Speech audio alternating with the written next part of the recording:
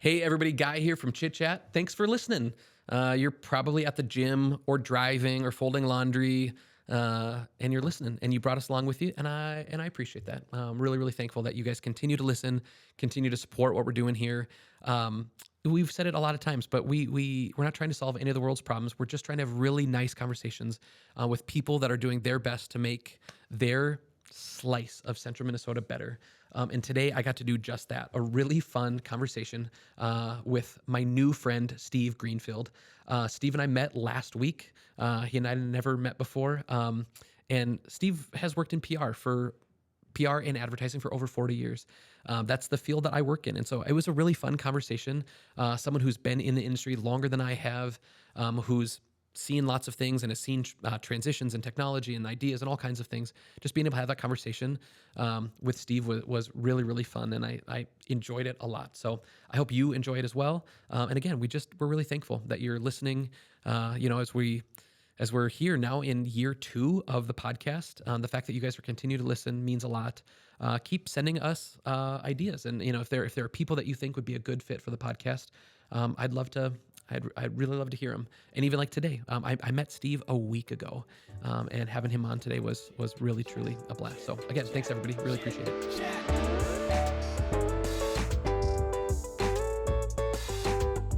Steve Greenfield, thanks for coming to join us on the podcast. Well, thanks for having me. Really appreciate it. Steve, you and I just met last week. Steve and I showed up at the Capitol for a chamber event. It was 50 or 60 of us that hopped on a bus and went to go meet some of our representatives and have a nice day at the Capitol, meeting people and hearing about what's happening during session and all that stuff. But then you and I met, and here we are.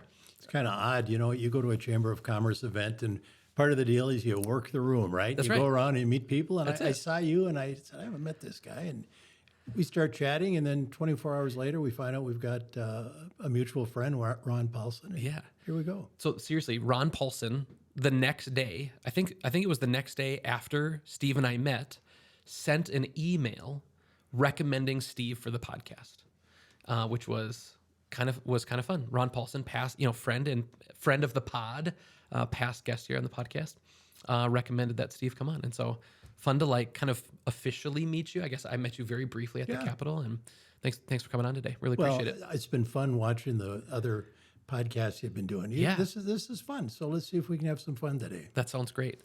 Steve, would you just tell us a little bit about who you are and what do you do for a career?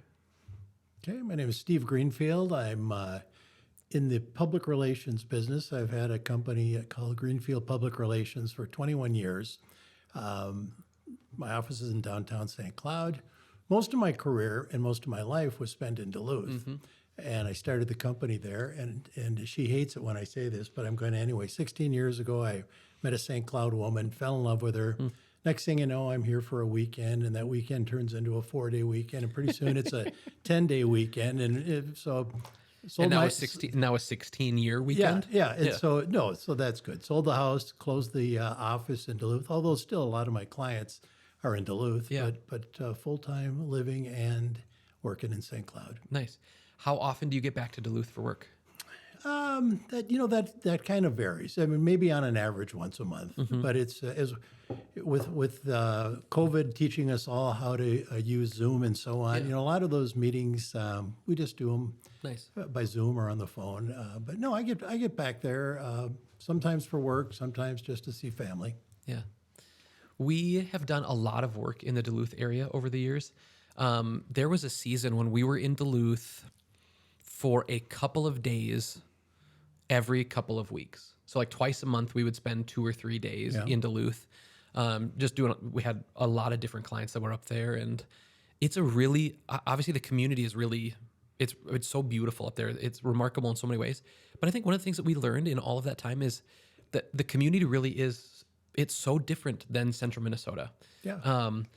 As you have run a business now with kind of a home, kind of facing Duluth for a chunk of your business and facing St. Cloud, what are some of the things that you have noticed about how they're different? Well, I don't know if they're so much different in terms of how the business businesses work, but I don't want to talk politics today, and you don't either. But Duluth's pretty much blue, and this area is pretty much red. And I would notice when I would drive from Duluth to St. Cloud, you go down I-35 and you'd see signs for whoever running for some office, and you get to about Mora, and the color of the signs all change to vote for somebody else. But no, I think St. Cloud, when we used to sit back in Duluth and look at St. Cloud, we'd say, boy, that's a booming suburb of the Twin Cities. And I bring that up now because I've told that story a few times over the years. And we don't like that. Well, and not the suburb part, but there's been people who have said, gee, really? That's how we're seen? Because I took all that as a compliment, is that this is a place with a lot of growing businesses. Interesting. Yeah, I kind of was, I went to school in the cities, thought I would never leave the cities, ended up getting married. I grew up in Sartell. I actually bought my childhood home for my parents. And I thought that I'd stay in the cities. And then I got married and we started talking about having kids, and I came back for a job and then just like stayed, started talking about having kids. Yeah. And then the idea of living anywhere other than central Minnesota where my family is and all that stuff with kiddos, there just was no other option. It's like, man, central Minnesota is for sure the right place. But having spent so much time in the metro, and even now still for work, spending so much time in the metro, it feels so different. It's 60 miles basically to the edge of Minneapolis from St. Cloud. And sometimes it feels like it might be 600 miles. Just culturally, they feel so radically different. Yeah. I'm trying to think, how do I feel about if someone said the suburb thing? Yeah, I don't know. Yeah, there's just kind of like a cultural thing for what I feel like the burbs of Minneapolis are. But yeah, but you're right, lots of really cool, neat industry and neat business that's happening here. This is maybe way more political conversation than how do you feel about the light rail? There's always this talk of the light rail coming to St. Cloud, and different politicians over the years they run on a platform of bringing it. How do you feel about the idea of the light rail coming here? I liked it. Just the concept of it, of driving maybe a block or two and hopping on this thing and going to a Twins game and coming home. But that's kind of because you get dumped right off at Target Field. I don't know if I would use it. Maybe I burn too much gas. I don't know if I would use it. But the way it is now, to have to get in your car and drive a good distance and then hop on the train, you can see why it's had the ridership dropping, which is too bad. Yeah. Because, you go to other bigger cities and nobody has cars. Everybody's taking a form of light rail. Yeah. One of the things that I mean, conceptually, there's a version of that I really love. Again, the idea of hopping on the train, pulling out my laptop and doing emails for 60 or 90 minutes as I head into the city sounds really, really great. The thing that I have some apprehension about in relationship to it, how do you pay for it? They're really, really expensive to build. And so like who pays for that? What's the funding structure look like of that? But one of the things I think St. Cloud, we need to figure out how to do better is to grow and keep good talent in our community. And being so close to the metro as it is, you mean like a suburb? Yes, like a suburb. When I leave here, like I can be to the edge of Minneapolis in like 60 minutes. Yeah. And there are people that have commutes way worse than that in the metro. Like depending on what time you're leaving and what you have to drive through, there are lots of people with 60-minute commutes and they live inside the metro. So like that's not a crazy idea anyway that people commute there. But if that commute, this is a legit question. If you're listening to this and you have an answer to this, a solution, and you can help me think about this well, I would legitimately really love to hear it. Maybe some politician that thinks it's the best thing ever. Tell me why this is wrong. How do we keep our talent? How do we keep our talent here? I think the thing that people would say is that talent will come from the metro.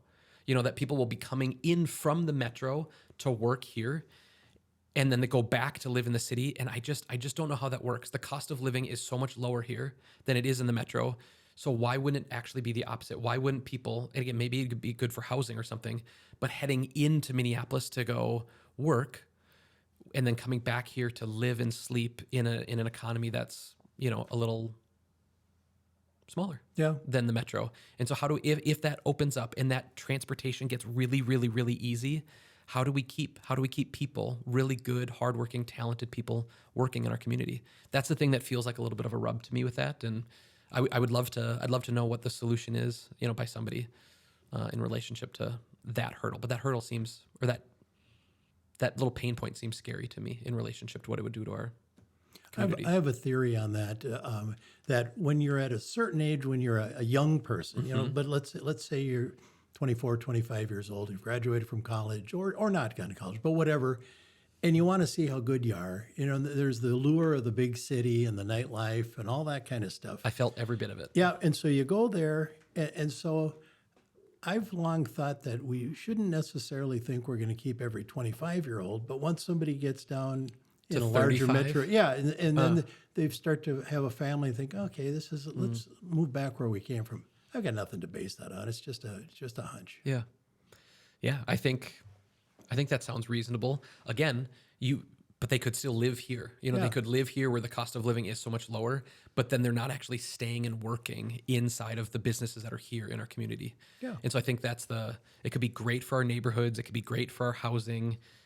But maybe the businesses that are here might struggle if, really talented people are just hopping on a train and doing email for 2 hours a day on either end of their workday heading into the city. But yeah, again, if you're listening and you know how to answer that question, you should legitimately reach out, let me know. We could have that conversation right here on the podcast, or I'll buy a cup of coffee. Okay. All right. Yeah, it's good coffee too. Well, thank you. Yeah. Okay. Tell me a little bit about PR. Okay. So I work in advertising, which there's a version of what we do that is similar to PR. We're just kind of doing it on the front end, right? We're helping businesses and organizations communicate, Yep. and build communication structures and think about how they talk, how they speak, and what they're saying and all that stuff. And it feels like you're on the other side of that equation. Maybe when something goes wrong or something like that, and then you're jumping in to help crisis communication. Is that an okay way to think about PR, or am I thinking about it incorrectly? Well, that's part of PR. Okay. There's crisis communication is that's the thing. One of those two words is crisis. Something goes wrong and you got to jump on this right now and try to put out fires and whatever. But there's also the good and fun public relations. You're announcing it's a 50th anniversary of some company and you're going to have a big open house for the customers and you're going to give discounts in your store or whatever it might be. Those sorts of things probably are more often the kind of PR work that you'll find is the happier stuff, if you will. Crisis communications is where you got to really jump on it, and it's tough because something's gone wrong, sometimes in the middle of the night.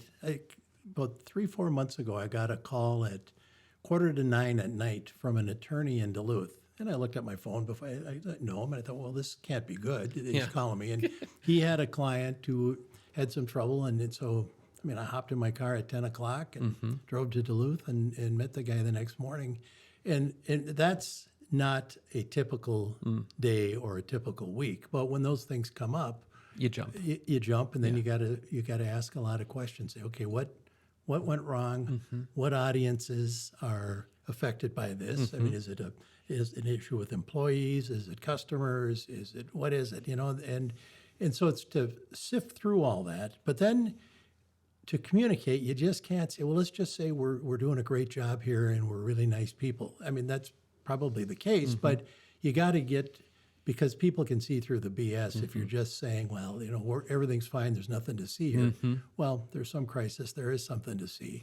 And sometimes, despite your best efforts, you just can't fix it. Yeah. And I hate to use an example like this, but let's say you have a food and the food killed somebody. Well, at the end of all the great PR work, that person is still dead. So you can't undo that kind of stuff.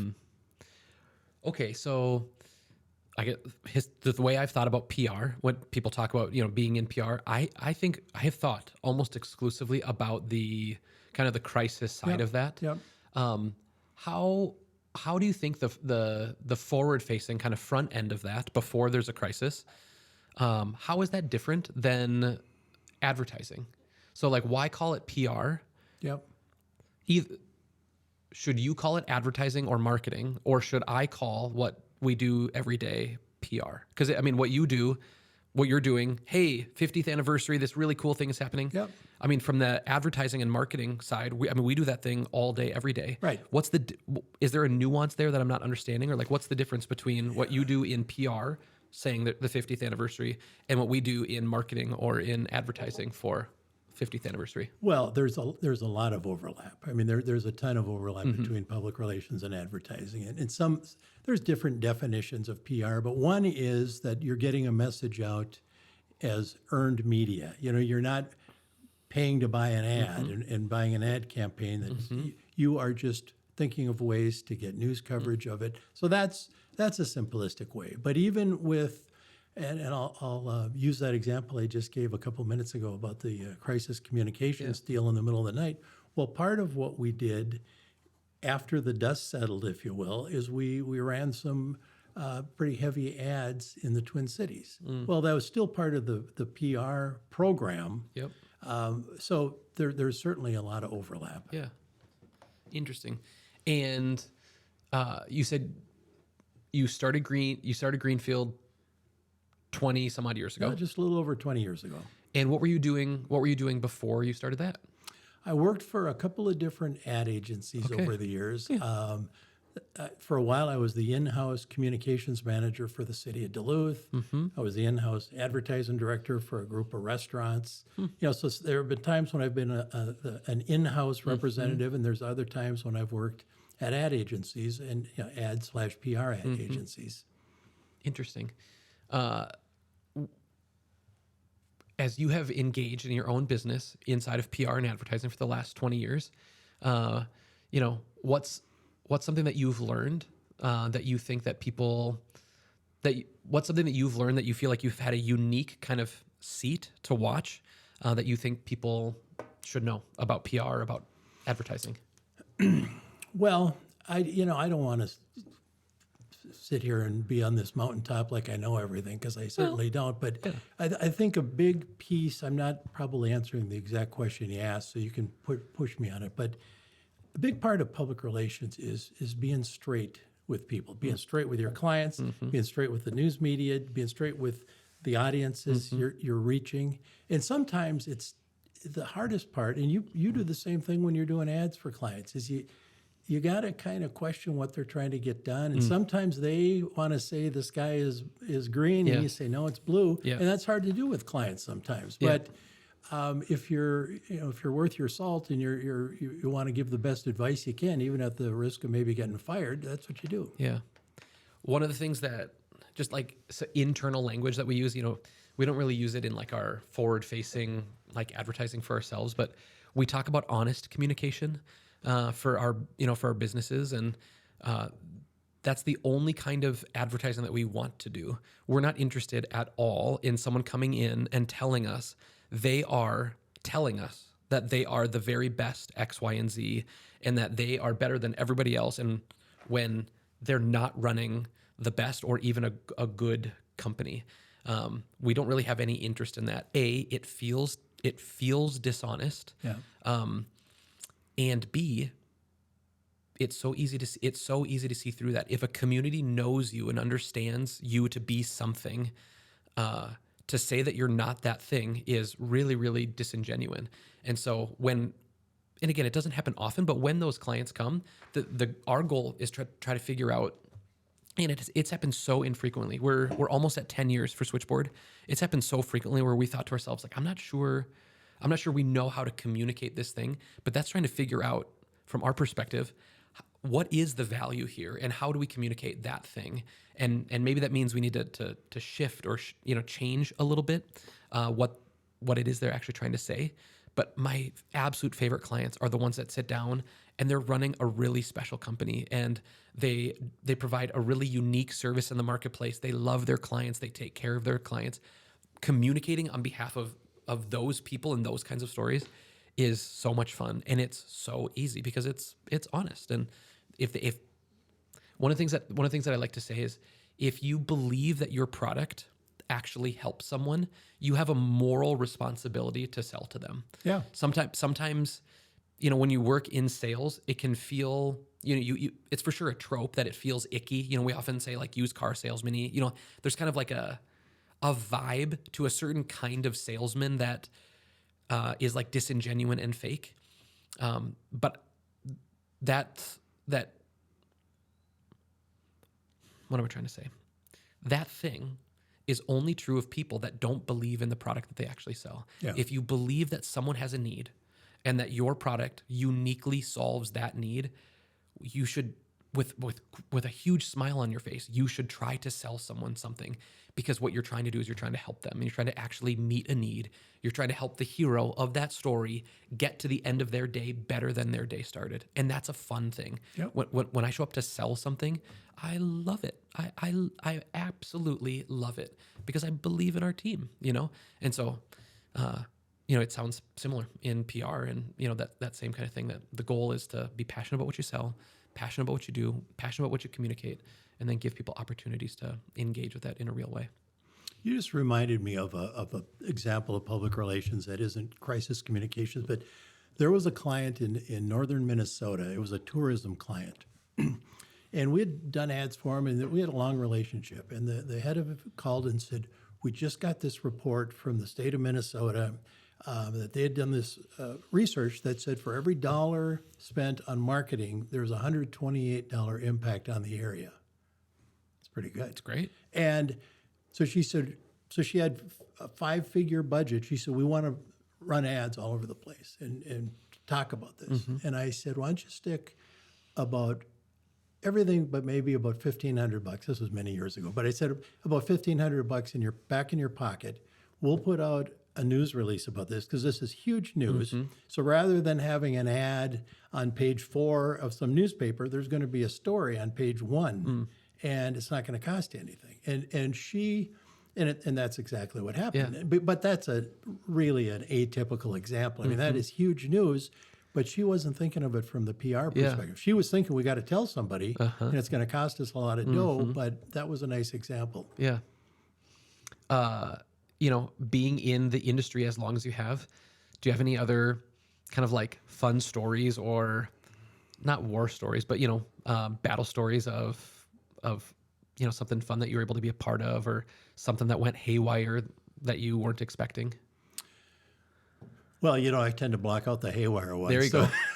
But, one of the most fun ones I did was a volunteer project for the American Diabetes Association. This is over 30 years ago. I was on the state board of directors, and we had a booth, I think they still have it, but at the Minnesota State Fair in the education building. And we were trying to figure out how to get people there. So you tell me, what is the worst thing? I mean, people want to go to the fair to get hot and sweaty and go on rides and eat a bunch of junky food. They don't want to go into the education building. And if they do want to go into the education building, they don't want to go learn about diabetes, right? So, and of course, we're not going to spend ad dollars. I mean, it's a charity. You're trying to find a cure. We're not going to blow a bunch of ad dollars.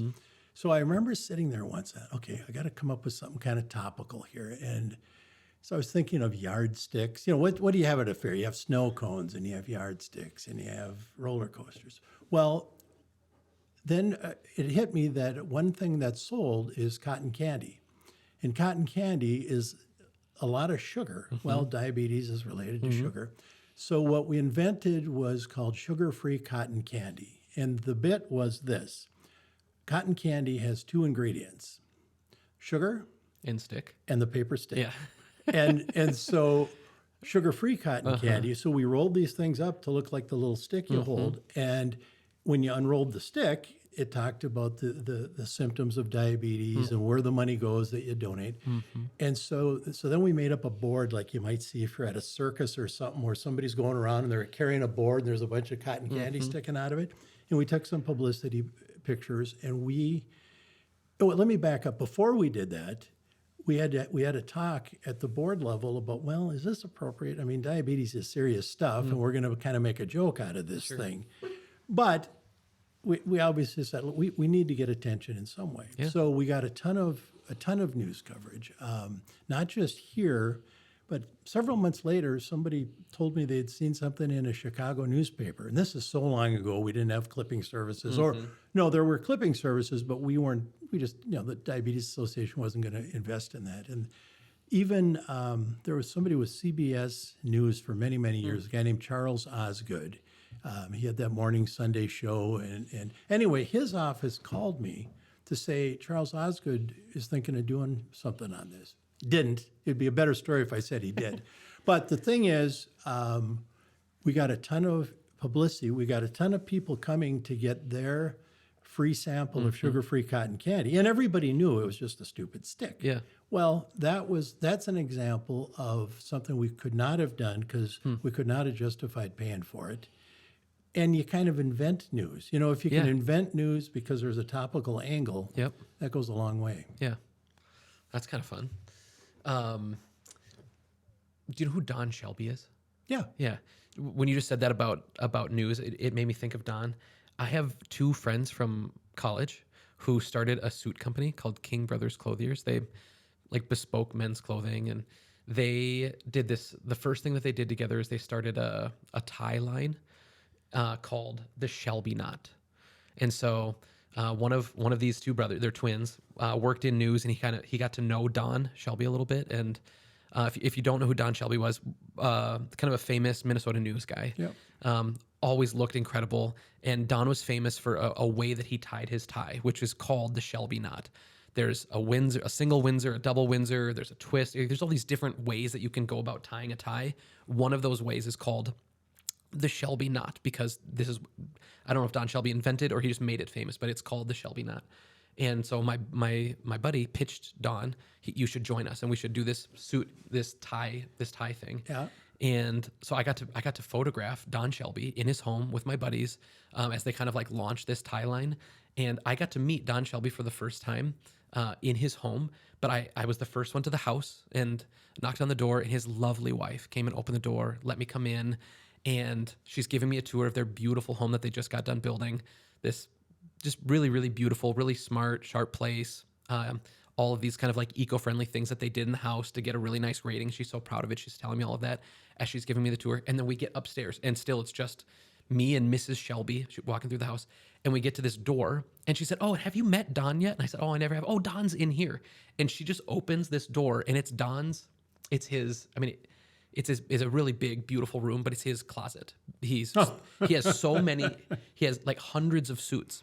And it's this like beautiful hall, like a kind of a hallway, and you walk down this little hallway with a slight curve to it, and there's just suits all around you, and you get down to like kind of his changing room, and Don Shelby is standing there in his boxers, and I got to meet Don Shelby while he was in an undershirt and his boxers, because he loves that you're telling this story, I'm sure. He will never know. He'll never know.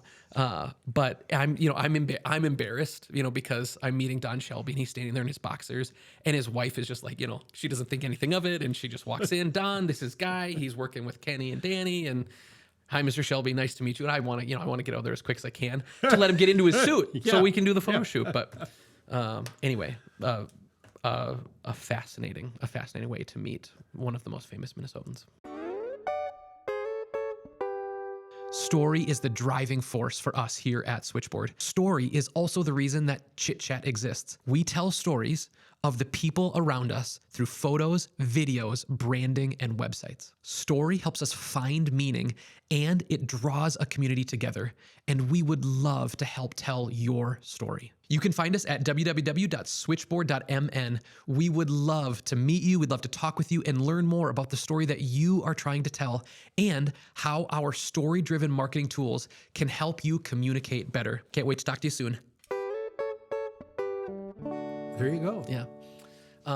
In your time being in PR, are there any other projects or any other people that you've got to work with that are kind of like fun and notable? That I guess that you can. Ooh, how about this? Yeah. What percentage of PR work is private? It feels like there's for sure that crisis piece of it. Are there elements of your job that you can't talk about because of the sensitive nature of that? It's there's a line on my website. So, everybody has on their website, they've got different clients they Yeah. have, right? But I have a line on there that says, and I don't remember exactly, but basically we can't put them all here because, many of them are confidential. And that is the case. I mean, you get hired to help somebody maybe keep something a little quiet. Well, you kind of counter that if you're throwing that up on your website and advertising it. Yeah.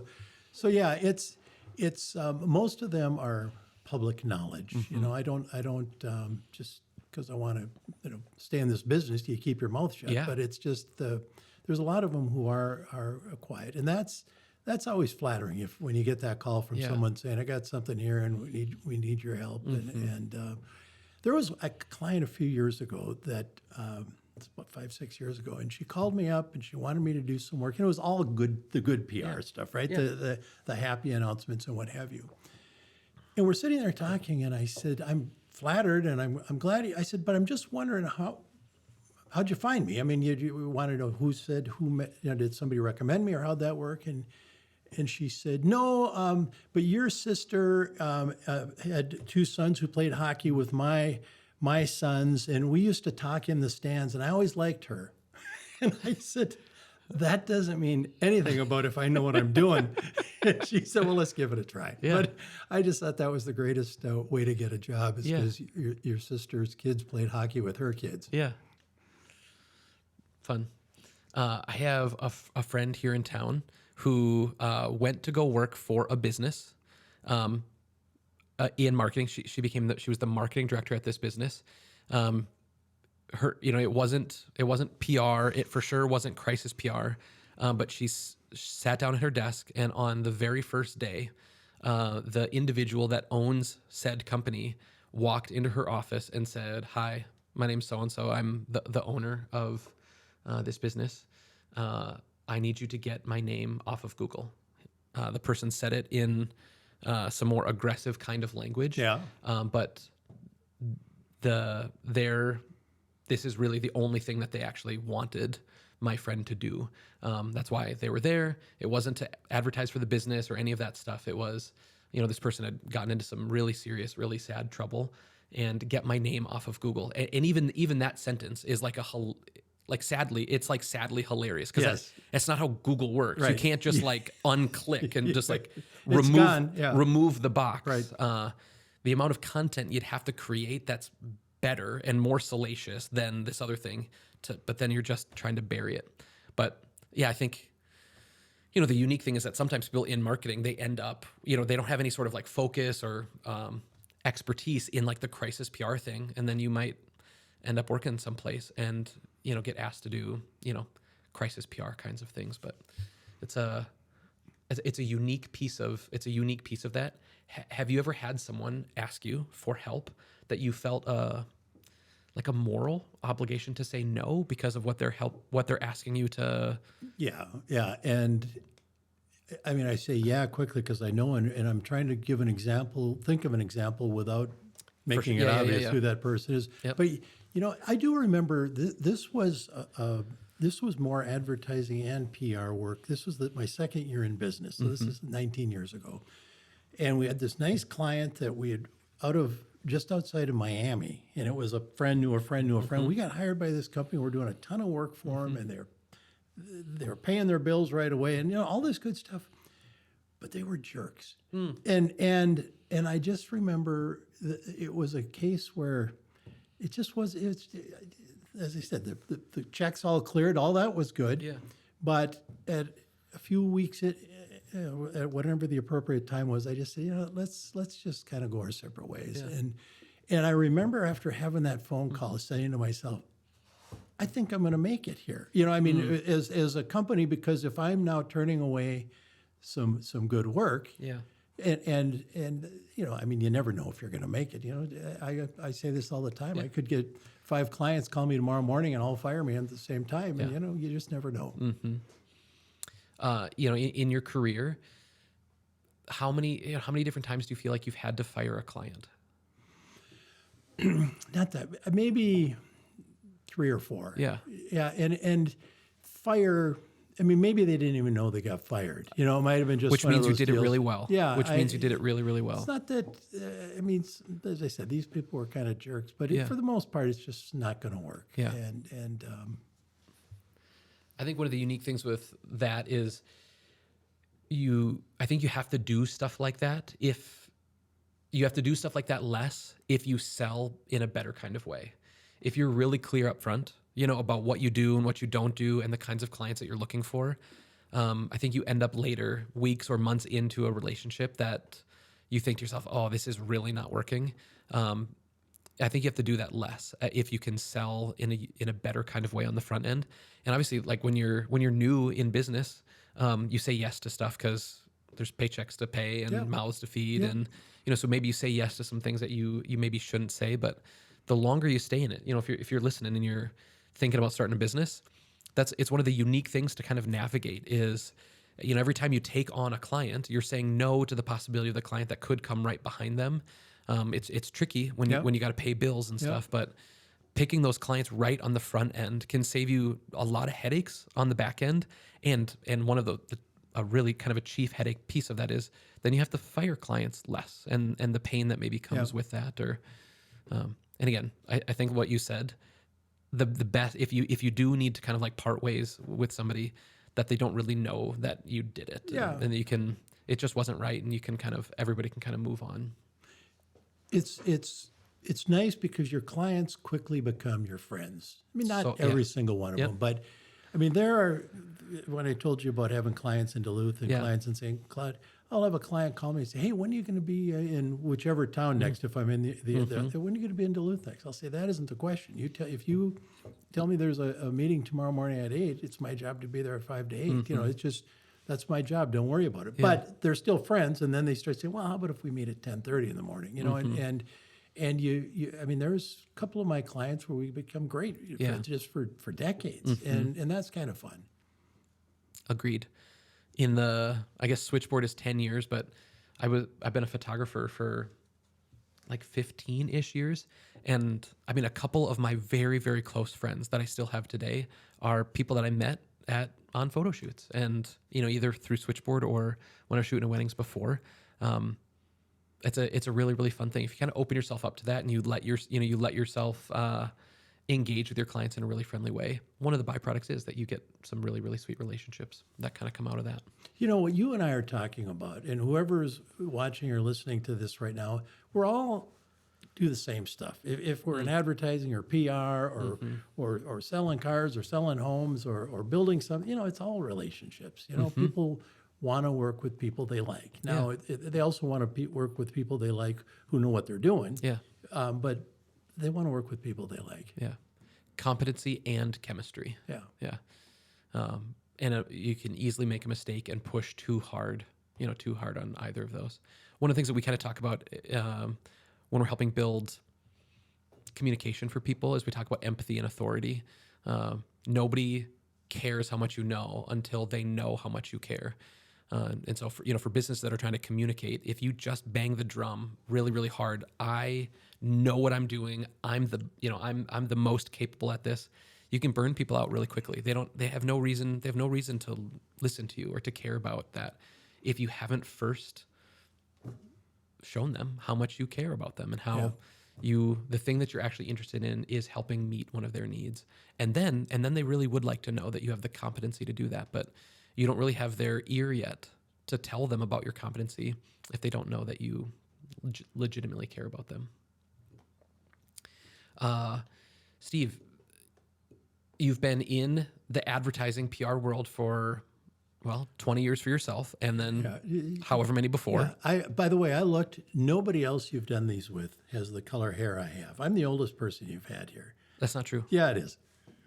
Well, they dye their hair then. Okay. All right. But my first news release was in 1979. Okay. So that's what I think is 46 years ago. Yeah. Would you like to know what year I was born? Is this a fun part of the game? Yeah, where you say a date and I say a date? Yeah, no, I don't want to know. All right. Yes, I do.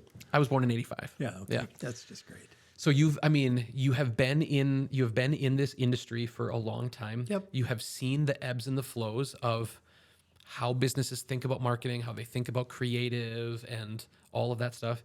You all of the print stuff. You saw transitions obviously in relationship to print, and then web and all this digital stuff in the web.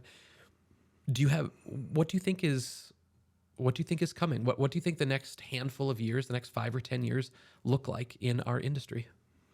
Well, I'm going to say unfortunately, because I think it is unfortunate that newspapers are going away. The statistics are there. Mm-hmm. And St. Cloud has 2 newspapers. It's going the opposite direction. But we can all get our information so many times and get it updated so many times before that newspaper hits the front porch. And news organizations, newspapers, quote unquote newspapers, they don't necessarily even print them anymore, but they update all the time. I mean, it's just everything moves so fast. Yeah.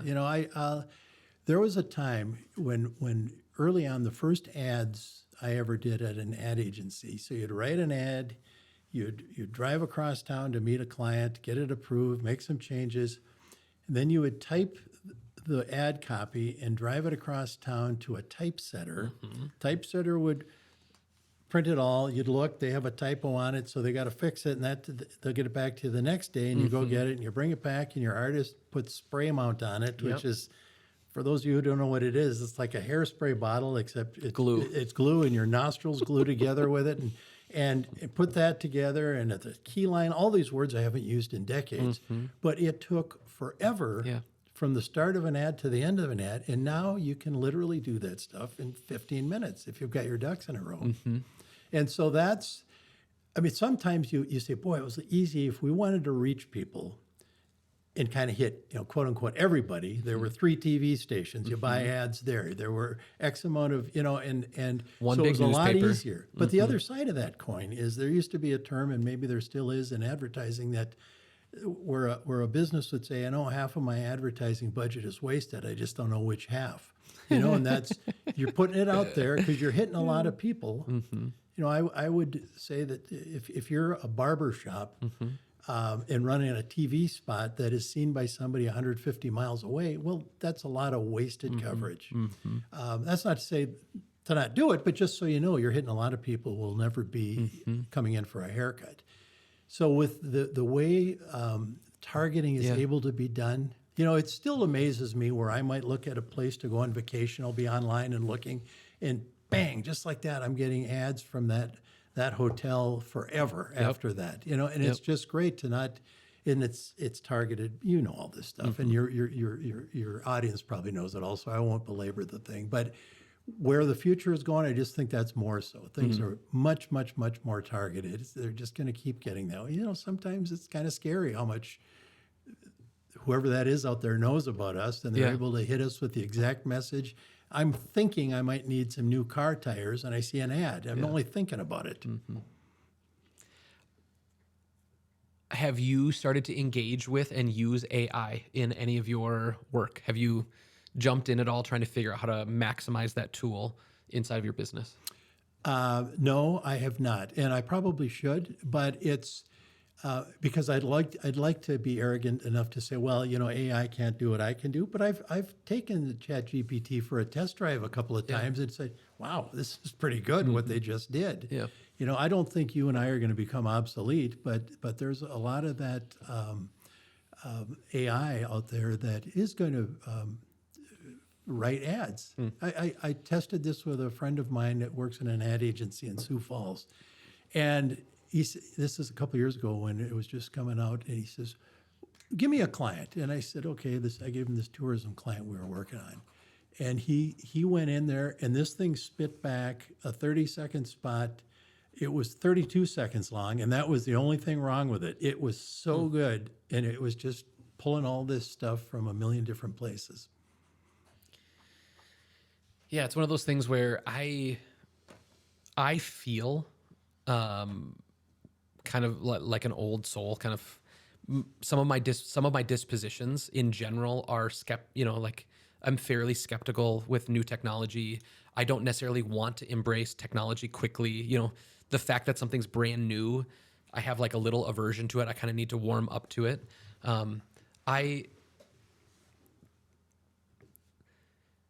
It's a unique thing to try to think about. If it's going to be a tool that's here for a long time, there's I have great motivation. We have great motivation in figuring out how to utilize it as a tool, as an extender of human output and human creativity, right? Not in place of it, but Yeah. but as an extender, or maybe even like as a box, like as a head start. If I stand on this thing, I can actually see further. But again, how do you do that in a kind of way that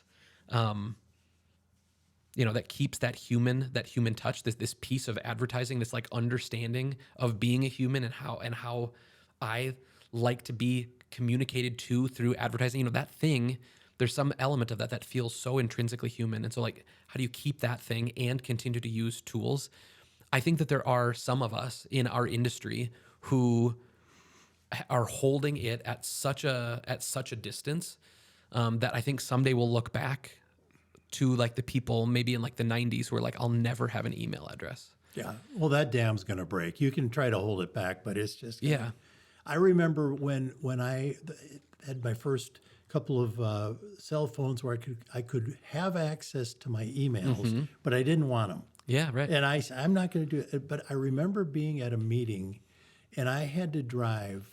It was about 9 miles from the meeting to my office to look at an email and then drive back to the meeting. And that's the day I said, right? I mean, I could have done that. It would have taken 6 seconds and been done. And But you got 18 miles round trip yeah, into it. I used to also go on vacation and intentionally leave my cell phone in my kitchen. I didn't want to be glancing. I didn't want to sit on a beach drinking a beer and checking my phones and seeing what my clients wanted. I just wanted to, and you can't even do that anymore because you can't get on a plane without your phone. But I still do go and turn off the phone and fire it in the drawer at the hotel, and then I'll use my earlier cell phone, whatever the previous one was. I use that as my camera. Sure. And there's nothing loaded on Yeah. the thing, so I can't see anybody. I just had this conversation recently with somebody about my generation. So again, I'm 39. I'll be 40 here this summer. I graduated high school in 04, and there were a handful of kids in 04, I don't know, maybe half, who had a cell phone. And then my first 4 years of college, more and more people had a cell phone, but the cell phone didn't do anything other than call. And then there were a handful of people using text messages, this kind of like weird thing of like, why are you sending that thing to me? Can't you just call me? And it's easy to look backwards and be really nostalgic. This is something that I'm kind of like aware of, over sentimentalizing things. Like I'm for sure, I'm guilty of that thing. Like looking behind me, everything behind me is rosy and better. So I'm trying not to do that here. But when I look back at like 2004 through 2008, these are really pivotal, though being from 18 to 22, these are really pivotal years in someone's life. And I had the benefit that I could get in touch with my friends, right? Like I had this phone, this tool in my pocket. Yep. I could get in touch with people quickly and easily, right? Like I didn't miss things. Like I was able to get in touch with my people. I didn't just leave a voicemail hoping that when they got home, at the end of the night, after school and class and tests and all that stuff at 9 p.m. that they were going to hear my voicemail. Like I could actually leave them a voicemail that they'd hear. But a phone didn't rule any of our lives. Like we sat down together and no one had their phones out because the phones didn't do anything. You couldn't pick, other than just send a little text message or something or a call, it didn't do anything. We weren't staring at it. We weren't looking at it. And so I do feel this little sense of nostalgia about the early 2000s in relationship to phone. And part of me wishes that we could shove the genie back in the bottle hard. How do we have Wait, you sound like you were born the same year I was born. There you go. Listen, I remember it would have been about 1982.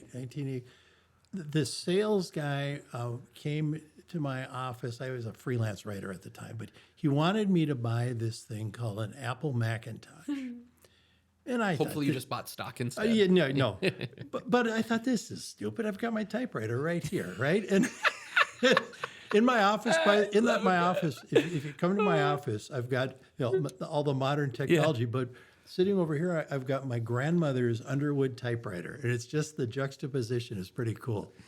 In my office, I have all of this, technology, computers and fancy cameras and all that stuff, and then in a little glass box, like almost like a, I don't know, shadow box or whatever. Yeah. It's a little box. I have my first camera that I ever took a photo on, and took my first photo when I was like 3 or 4 years old on this old film camera. And then when I got to college, it's the first camera that I, took to photo class. And I have that in the same way that you have your typewriter. I have my first camera in my office in a little like kind of glass clouche of sorts.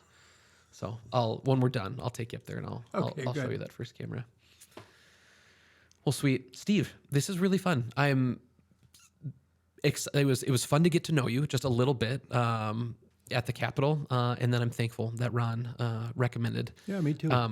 Really, really fun conversation. I hope that someday I'm 40 years into this industry. I love it, and I like helping people communicate. I like this thing that we get to do, and so chatting with you and meeting someone that has given 40 years into this world is exciting to me, and I hope I can kind of follow in your footsteps there and be a part of good communication for a really long time too. Well, that's awful kind of you, but I tell you what, I've been looking at the stuff that Switchboard does. You guys are right on top of stuff. You're cool. You're first class. I mean, you're going to be around for a long time. Well, thanks, Steve. That's sweet. Really, really appreciate it a lot. Steve, we do something called the unpaid ad around here. Okay. Do you have someone, something, some idea that you think deserves a little shout out today? I had one in mind, and then when we started talking about Don Shelby's ties, Okay. you gave me a nice idea. There's a downtown store, it's about a block or two from where we're sitting right now, called Millie's Menswear. And I walked in there one day, and I met the owner, and so he and I are chatting, and I just asked, because beautiful stuff in there. Incredible. And he makes the bespoke suits, and so you're familiar with this. Well, there used to be a time when I wore a suit 5.5 days a week and a tie, same thing. And now I need somebody to dye before, and then even then I may not wear a suit. A sweater will do just fine. At a funeral. Well, so I went in there and I just was impressed with this guy because he's got this store, and he's not, first of all, think of talking about audiences. All right. He's only appealing to half of the population, men. I mean, maybe women buying his gifts, but the users, men. Yep. And then it's men who wear suits, which is fewer and fewer. And then it's men who wear suits who want the expensive ones. That's a tiny, tiny sliver. And I'm just impressed with that guy. And unfortunately, I haven't spent a dime in there because I've got a bunch of suits I don't wear anymore and a bunch of ties too. So, but I really hope that guy succeeds. And he has so far, but that's the unpaid ad. Well, good. Maybe you could go get some like cufflinks or something. Do you have a French cuff on any of your shirts? On my tux. There you go. Well, maybe go get a pair of cufflinks or something. I bought a tux. I bought one. You rent them when you go to the prom or something. And so I bought a tux, I don't know, 10, 12 years ago, and I've worn it exactly once. There you go. So you buy it rather than rent it because it's like, well, I might as well just own it if I'm going to rent it. But then if you do, just wear it once every 10 years. And I made a promise to myself because I learned how to tie a real tie. I didn't want to just have the clip-on thing. I wanted to tie a bow tie. I thought, okay, to remember this, I'm going to have to do this once a month, just pull the tie out and practice. I haven't done that in 10 years There either. You go. When I was a wedding photographer for a long time, my logo, so my last name, Magno, Magno, one of my first logo, my second logo, the M in Magno was a bow tie because I wore a bow tie to every single wedding that I went to, and same deal. If I'm gonna wear a bow tie, I'm gonna learn how to tie that bow tie, and I'm gonna not do the clip-on thing. And I think still, it's been a long time since I wore a bow tie, but I think I could still. I bet you could. I think I could still figure out. That's one of those things that like the muscle memory it takes a long time I think to lose that. But there is something really fun about a bow tie. Here's maybe the best thing about a bow tie. At the end of the night, after a long day of having it on, the feeling of like you just that one little pop and the way it comes off, it feels so good. Yeah, it feels so good. And I'm going to date myself, but you do that and you feel like Tony Bennett or Frank Sinatra, there you go. right? With their tie undone and just they're having a drink. A little dram of whiskey. One rock. I got a dram of coffee here. Did you get a dram of whiskey? No, I got a dram. I got lots of drams of coffee here. Okay. My unpaid ad I don't know what made me think of this, but I was having lunch with a friend just a couple days ago, and the idea of rank choice voting, this concept of rank choice voting came up, and he had never heard of it before. And so I had the opportunity of kind of explaining what rank choice voting is. I think it's a fascinating concept. I'm not going to talk about it a lot here, but you should go look it up. I think one of the best things about it, and there are for sure issues with it, but the best thing about it, one of the byproducts of ranked choice voting is civility. Yeah. In a binary system, if it's just vote here or vote here, one of the ways that you can win votes is by throwing mud at your opponent. Yep. Right? You're winning their vote by making the other option unappealing or disgusting or vile. But one of the byproducts of ranked choice voting is that you can legitimately win an election by getting a whole bunch of second places too. And so when you are engaging with people that disagree with you, you're looking for common ground with them. Right. And so the conversations that come inside of ranked choice voting they have a kind of civility to them that other kinds of voting don't have. And I think that's a really fun one. We're not even in like election season or anything, but somehow I got thinking about ranked choice voting. Google it, go look it up. It's pretty fun, pretty neat. Here's what I will say. Here's how to think about it.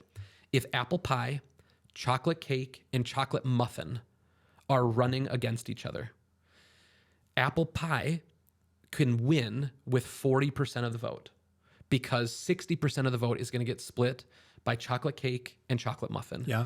But that's not really indicative of probably what the community wants. The community probably wants chocolate. And we know they want chocolate because chocolate is going to win 60% of the vote. But they just happen to be running against each other. And so in that situation, someone has to like back out. And like, if one of us doesn't back out, apple pie is going to win. And we don't really want apple pie to win. But so you lose voices in an election, or apple pie wins when really a community probably wants chocolate. And so, but if apple pie shows up and they say like, here's actually why apple cake and I are similar, or chocolate cake and I are actually pretty similar, and you can kind of build some bridges there. You're looking for commonality and similarities between yourselves, and it's a good thing. You go look at it. That's my unpaid ad for the day. So, I'm still thinking of desserts here. There you go. Steve, thanks for coming on. Really appreciate it. Thanks for having me. A treat to get to know you better. And yeah, thanks a lot. Appreciate it. Thank you very much.